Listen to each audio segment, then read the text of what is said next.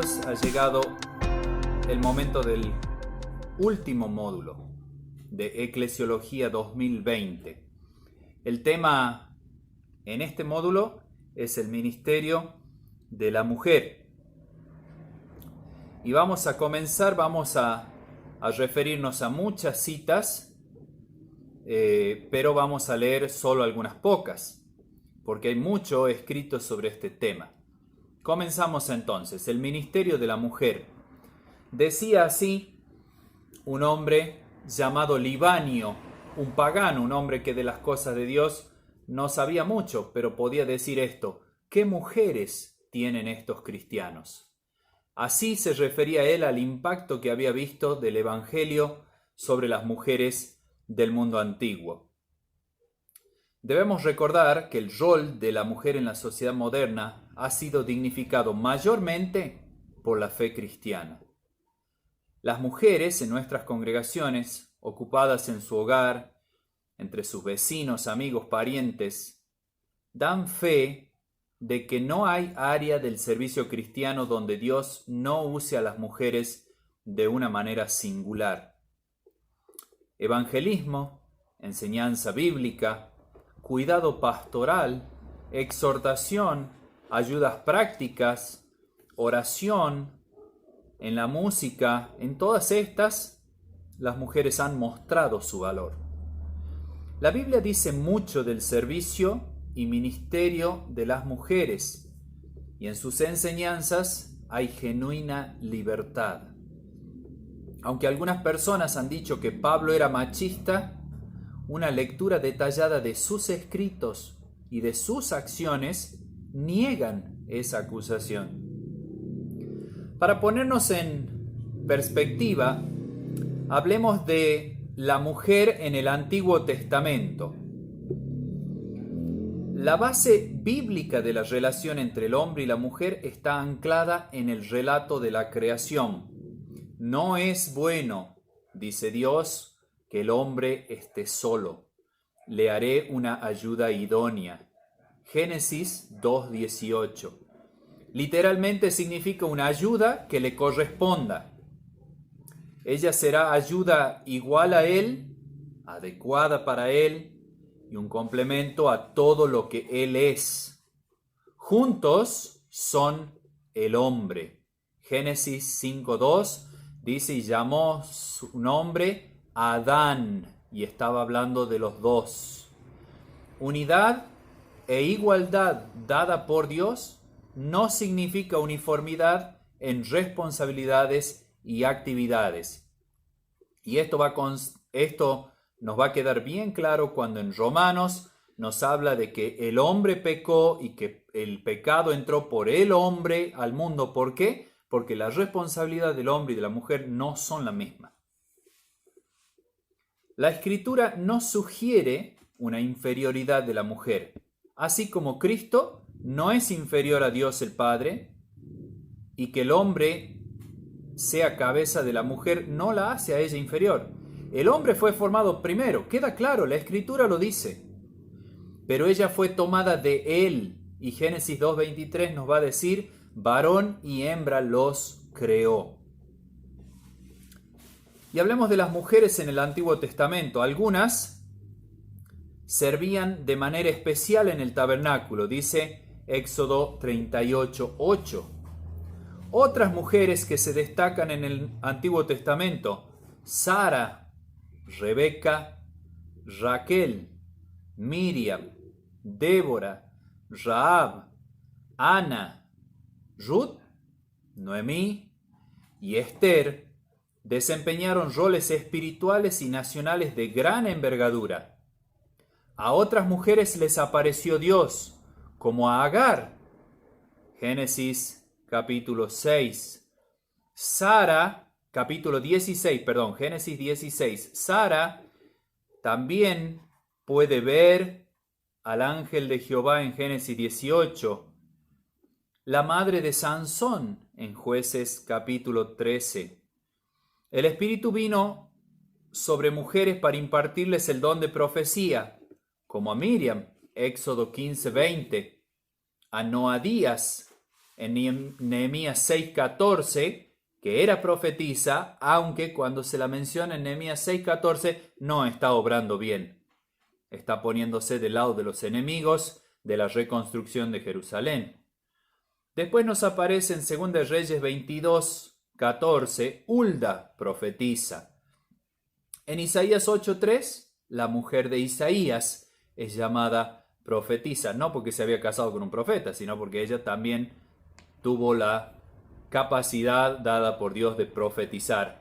Y Ana, ya en el Nuevo Testamento, en Lucas 2:36, y aún así, con todos los privilegios que tuvieron las mujeres en ese tiempo, que tienen ahora, sigue habiendo una distinción entre los roles de hombres y mujeres.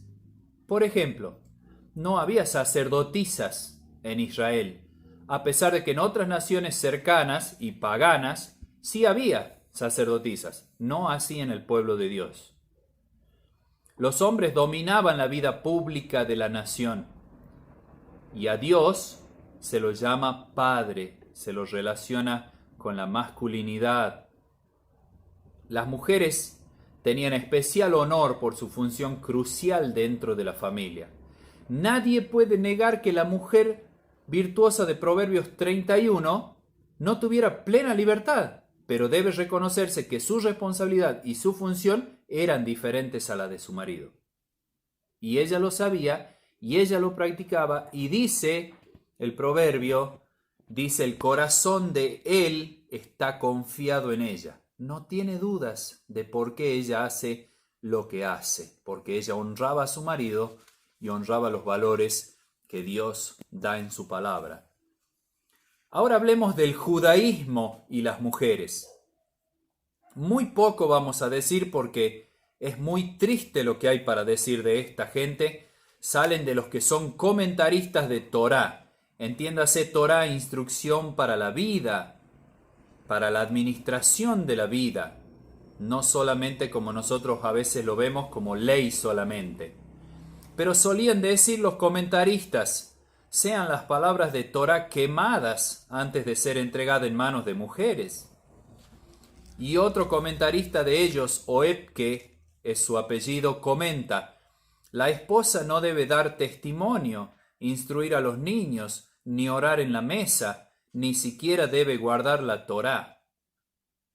Qué triste que estos hombres se hayan desviado tanto de lo que Dios anhela para la mujer. Y en este pensamiento del judaísmo aparece nuestro Señor. El Señor Jesús y la mujer. El Hijo de Dios, cuando Él estuvo en esta tierra, se paró en total contraste a la degradante perspectiva de los judíos contemporáneos, de la gente de su tiempo. Nunca en sus labios hubo palabras despreciativas hacia la mujer. Él trató con prostitutas, con mujeres adúlteras y con mujeres fieles y con mujeres que no tenían esa clase de problema moral. Con todas, Él pudo conversar y llevarles la noticia de que la salvación de Dios había llegado.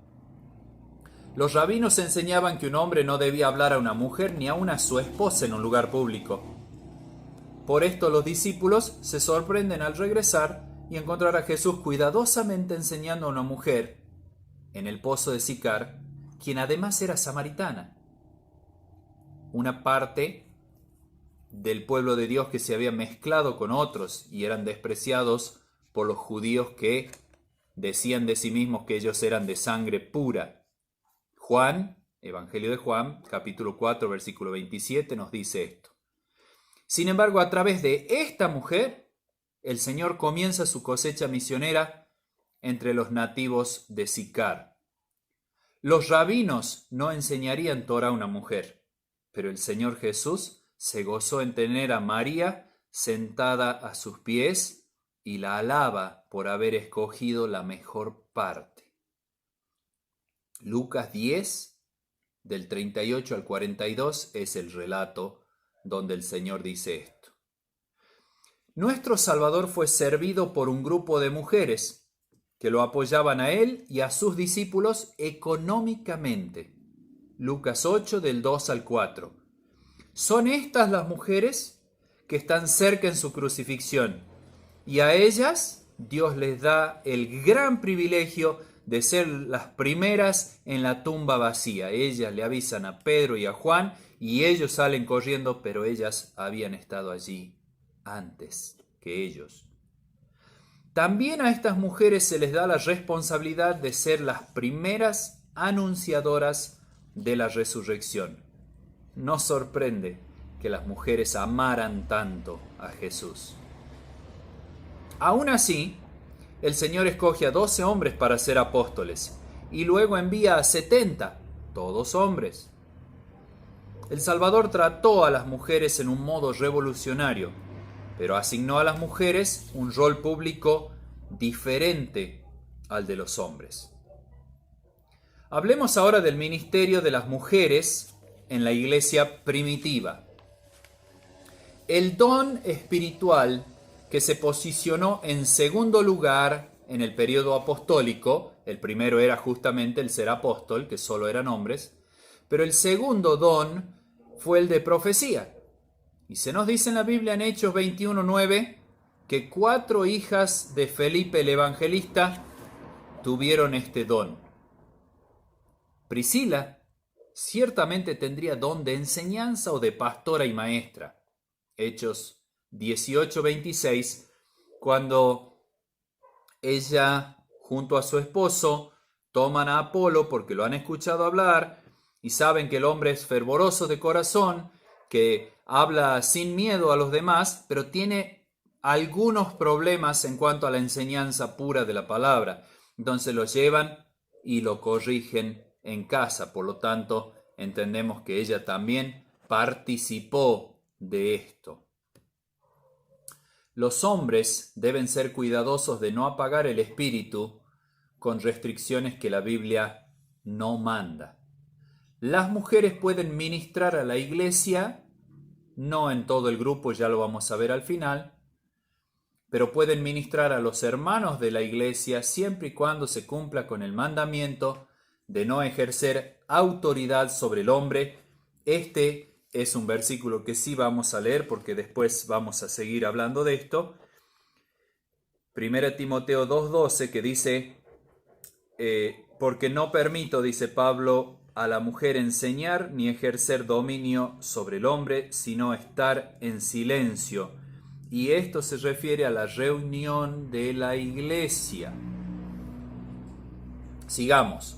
Pablo argumenta también en 1 Timoteo 5, 9 y 10 que las viudas que han servido fielmente a los creyentes tienen derecho a ser sostenidas por la iglesia.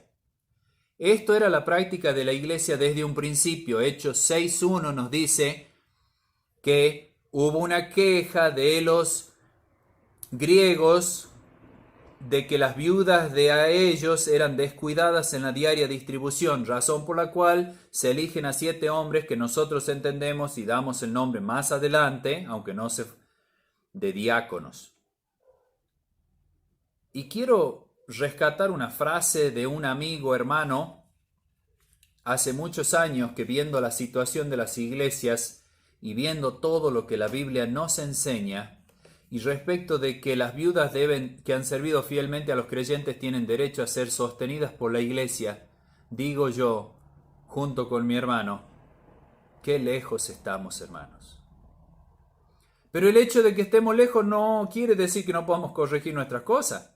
Al contrario, el Señor nos está hablando, me está hablando a mí. Y espero que te esté hablando a vos de que estas cosas deben cuidarse. Que las hermanas que han servido fielmente y han enviudado y tienen necesidades, la iglesia debe ocuparse. Las mujeres son encontradas sirviendo en evangelismo. Esto nos dice de Evodia y Síntique en Filipenses 4:3, que han servido junto a Pablo.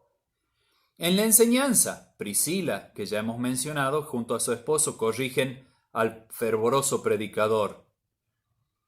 En Hechos 18:2 Lidia rápidamente lleva a su casa, perdón, esto es en Hechos 16, que Lidia lleva rápidamente a su casa el mensaje de salvación.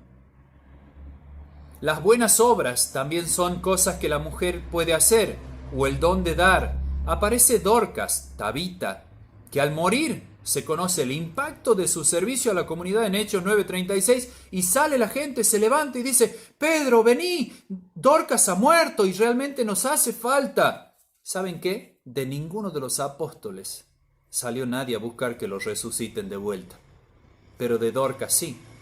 ¿Y qué hizo Pedro? Según el mandamiento y la voluntad perfecta de Dios, fue y la levantó de la muerte. ¿Te parece poca cosa lo que Dios hace con y a través de las mujeres? El cuidado pastoral, la oración en Hechos 1:14 dice que habían allí hombres y mujeres reunidos en oración. El cuidado pastoral, Priscila y Aquila, quienes arriesgan su vida para cuidar a Pablo, según dice Pablo en Romanos 16, 3 y 4. Recordemos también a dos mujeres cuyos nombres son curiosos. En Romanos 16, 12, ellas eran Trifena y Trifosa. Y no sabemos todo lo que hicieron. Lo que sabemos es que sirvieron al Señor y que quedó marcado su impacto en la vida de las personas y en la de Pablo también.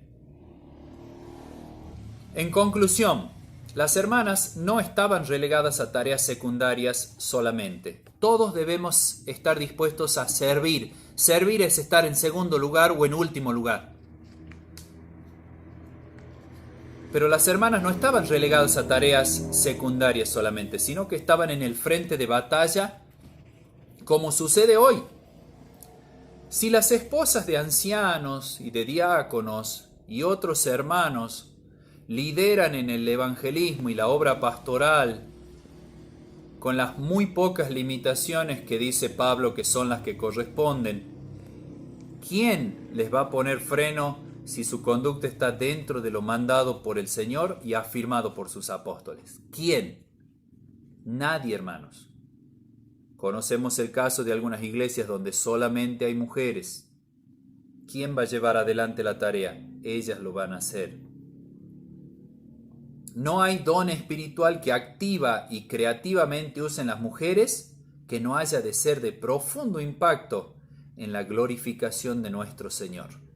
No debemos negar la bendición de estos ministerios a la iglesia de hoy. La mujer en la reunión de la iglesia. Ahora sí, hablemos de cómo se hace. La igualdad y unidad esencial que existe en Cristo se resumen en las palabras de Pablo en Gálatas 3:28. No hay ni varón ni mujer, no hay judío ni griego, decía antes, porque todos vosotros sois uno en Cristo Jesús. Pero esa igualdad se refiere a igualdad ante Dios, y los apóstoles no fueron guiados a borrar las distinciones entre hombres y mujeres. No es fácil para cristianos de este tiempo darse cuenta que igualdad frente a Dios no implica idéntica función y responsabilidad. No es lo mismo. Simplemente Dios asigna diferentes roles. Así como el valor de un hijo y de la madre son el mismo, sin embargo, ¿quién tiene que instruir y poner los límites muchas veces en la casa? Es la madre. ¿Y eso qué? ¿Eso hace que sea desigual, que el niño sea inferior? No, el niño tiene su función, la madre tiene su función y el padre tiene su función. No nos equivoquemos. Y esto se ilustra claramente en la relación entre Dios el Padre y Dios el Hijo. Son iguales en esencia y atributos, ¿no es cierto? Jesucristo es santo, Jesucristo es amor, Jesucristo es luz, Dios es amor, Dios es santo, pero siendo iguales en su esencia y atributos, aún así el Hijo obedece al Padre. Y no están peleando por eso. En la reunión de la iglesia es allí donde la diferencia se hace obvia. Dos temas surgen de esta situación en la reunión: el velo de la mujer y el asunto de la participación verbal de la mujer. Yo voy a preguntar primero, antes de entrar en el tema, ¿en qué capítulo se habla de que la mujer debe cubrirse? Yo sé la respuesta, y algunos de ustedes también saben la respuesta. Otra pregunta antes que me digan: ¿en qué capítulo de Corintios, hablemos, ya les estoy diciendo, aparece la mención de cómo debe hacerse la cena del Señor? ¿Se acuerdan ahora? ¿Cuál es ese? Es el mismo capítulo que habla del velo. Bien, hablemos entonces del uso del velo. Algunos argumentan que según los versículos 4 al 7 de 1 Corintios 11, habla del velo natural del cabello. Y lamentablemente, para ellos que piensan de esa manera, la palabra en castellano es velo en esos versículos y también en el versículo 15, pero en el griego no es la misma palabra. Hay una que habla del velo natural en versículos 4 al 7, y hay otra palabra que se utiliza en el versículo 15, que es el versículo que dice: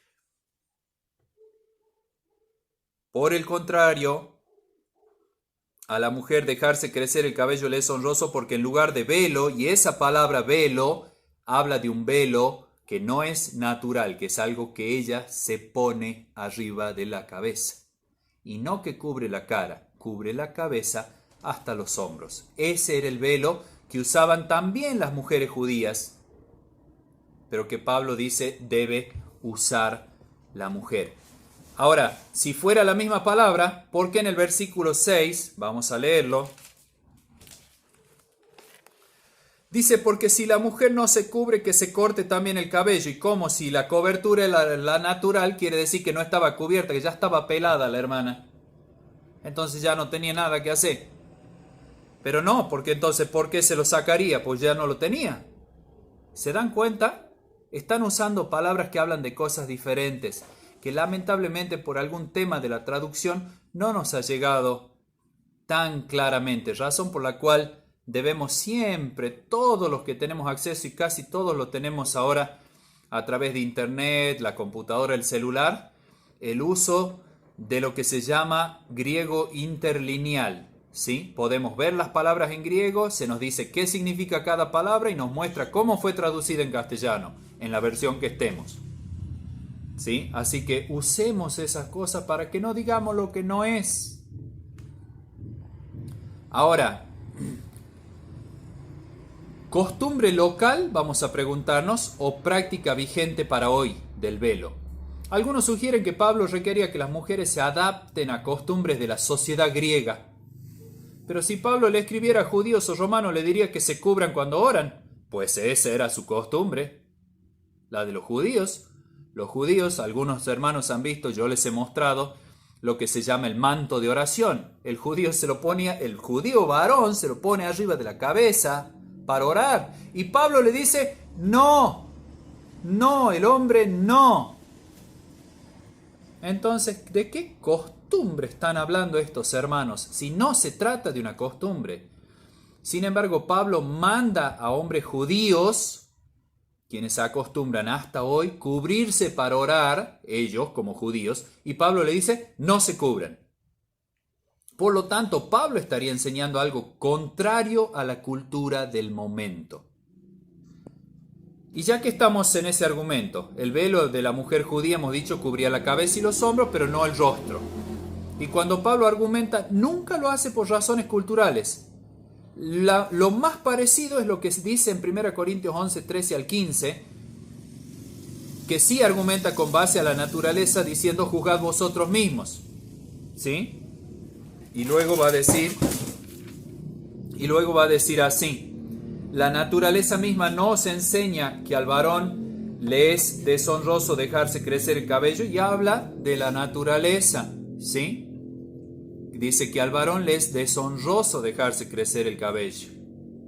Entonces, los argumentos de Pablo en el versículo 3 es que Cristo es cabeza de todo varón y el varón cabeza de la mujer. Miren, hermanas, específicamente, a las hermanas no les molesta que Cristo sea cabeza de todo varón, ¿verdad? No, porque ellas tienen que sujetarse a alguien. Perfecto. ¿Y por qué la segunda parte del versículo le molesta a alguien? Y el varón cabeza de la mujer. No, está mal. Si aceptamos la primera parte, aceptamos la segunda, ¿sí? Y aceptemos también lo que dice allí. Y Dios la cabeza de Cristo. ¿Que acaso Cristo se molesta por lo que está pasando? ¿Sí? Vamos a ver entonces. También en el versículo 7, su argumento, el argumento de Pablo, es desde el orden de la creación. Leemos el versículo. Porque el varón no debe cubrirse la cabeza, pues él es imagen y gloria de Dios, pero la mujer es gloria del varón. Porque el varón no procede de la mujer, sino la mujer del varón, ¿sí? Esto es orden. Esto es orden de creación. Ahora, pregunto, si es orden de la creación, ¿a qué cultura pertenece? ¿Acaso desde Adán y Eva no somos todos? ¿Estamos exentos de cultura? ¿Somos todos descendientes de Adán y de Eva? Adán y Eva no eran de ninguna cultura específica. Primer hombre, primera mujer, punto. Así es todo. Ahora, veamos que el versículo 10 se argumenta que es a causa de los ángeles, por lo cual dice la mujer debe tener señal de autoridad sobre su cabeza por causa de los ángeles. Pregunto, ¿de qué cultura son los ángeles? ¿De la cultura asiria, de la cultura hebrea, de la cultura de los griegos, de la cultura de Abraham, donde ya habían ángeles, de la cultura de nuestros tiempos? ¿Cómo Pablo argumenta de los ángeles si era cultural? Obviamente que no era cultural. Ahora, según el contexto, según una hermenéutica sana y consecuente, podemos ver en el contexto algo de suma importancia. Del capítulo 11 de 1 Corintios, ¿cuál versículo podemos descartar? Hemos nombrado el 3, el 5, el 7, el 10, el 13, el 15, el 23 o el 25. ¿Cuál de eso podemos descartar? Podemos venir con una gilet, con una trincheta y le vamos a cortar este texto. Pues, bueno, este no va. ¿En serio? ¿Quién se anima, quién se atreve a cortar de sus Biblias y de sus enseñanzas un pasaje tan valioso como este? Después nos sorprendemos que el mundo nos viene avanzando y nos dice, no, la mujer tiene que hacer todo lo que hace el hombre y tiene que ser libre. Eso es feminismo, hermano, no es Biblia y no es enseñanza de libertad en la iglesia. Lo lamento por los que siguen ese pensamiento y agradezco a Dios por cada una de las hermanas y hermanos que me están escuchando en este primer tiempo, porque yo sé que no piensan de esta manera y que esto les va a afirmar en lo que ustedes ya venían practicando.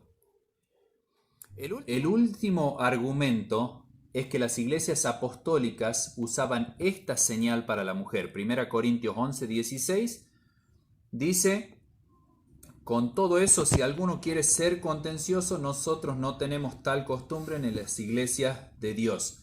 ¿Qué era la costumbre que dice Pablo que no tenían? Que la mujer ande de esa manera y que los varones utilicen el cabello demasiado largo y que la mujer no se cubra. Por eso les decía, en el versículo 13 les dice Pablo: juzgad vosotros mismos. ¿Es propio que la mujer ore a Dios sin cubrirse la cabeza? ¿De qué le estaba hablando Pablo? ¿Que es propio que la mujer judía? No. Pablo estaba hablando a mujeres no judías. ¿sí?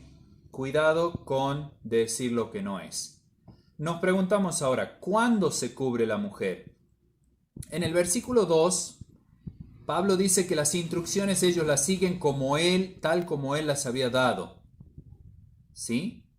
Y dice en el versículo 17, habla de la congregación que hace memoria de Cristo.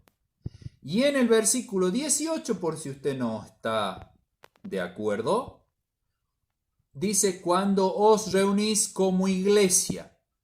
Reunís como iglesia. Hay otras actividades que nosotros hacemos junto con nuestros hermanos que hacen a la actividad de la iglesia, pero no está toda la iglesia reunida. Entonces ahí es donde Pablo les está diciendo que la mujer debe estar cubierta. Y en el capítulo 14, desde el versículo 33 al 35, hablando del orden de la iglesia, dice Pablo, como en todas las iglesias de los santos. Y dice, vuestras mujeres callen en las congregaciones, porque es indecoroso que una mujer hable en la congregación. También a Timoteo se le manda esto en 1 Timoteo 2, 8 al 12. Y yo quiero llamar su atención a un versículo donde Pablo va a terminar de afirmar esto, hablando de que la mujer debe callar en la congregación. Dice, si ora o profetiza con la cabeza descubierta, quiere decir que cuando esté ministrando a otras personas puede estar cubierta, y si está en la congregación, como decíamos recién de 1 Corintios 11, que esté cubierta, ¿sí? Pero Pablo, para sellar la fuerza del argumento, de los argumentos, especialmente en 1 Timoteo, pero también en Corintios 14, les va a decir en el versículo 36, ¿acaso ha salido de vosotros la palabra de Dios o solo a vosotros ha llegado? Como diciendo Pablo, ¿que ustedes tienen una revelación que a mí no me llegó? Si él era el que les enseñaba a las iglesias el orden de la iglesia, por eso existen las cartas pastorales. Entonces Pablo le dice que acaso a ustedes les ha llegado una revelación y a los demás no les llegó. ¿Cómo es que ustedes toman decisiones de hacer como quieran? Y después le dice en el versículo 37, y miren que esto es para que nosotros tengamos en cuenta esto. Es mandamiento del Señor. Es mandamiento del Señor que la hermana se cubra. ¿Por qué? Pablo dice, si alguno se cree profeta o espiritual, vos sos una persona que está hablando de parte de Dios, eso sería profeta. ¿Vos te crees un hermano espiritual? ¿Estás haciendo lo que dice la Biblia? Dice, si es así, reconozca, dése cuenta que lo que escribo son mandamientos del Señor, versículo 37. ¿De dónde sacamos que vamos a cambiar nosotros lo que Dios ha mandado? Así que si alguien tiene que participar, si una hermana tiene que participar profetizando u orando, será entonces fuera de la reunión de toda la iglesia y en reuniones solo de mujeres. Quizás una reunión casera, de oración, de estudio bíblico. Así que, hermana querida, usted tiene libertad en el Señor para ocuparse de aquellas cosas a las que el Señor la ha llamado. Tiene mucha libertad. Entonces, aprovéchela, sirva a su Señor y hónrelo. Dice el texto, y con esto terminamos la serie de eclesiología, a Él, Efesios 3:21, a Él sea gloria en la iglesia, en Cristo Jesús, por todas las edades, por los siglos de los siglos. Amén.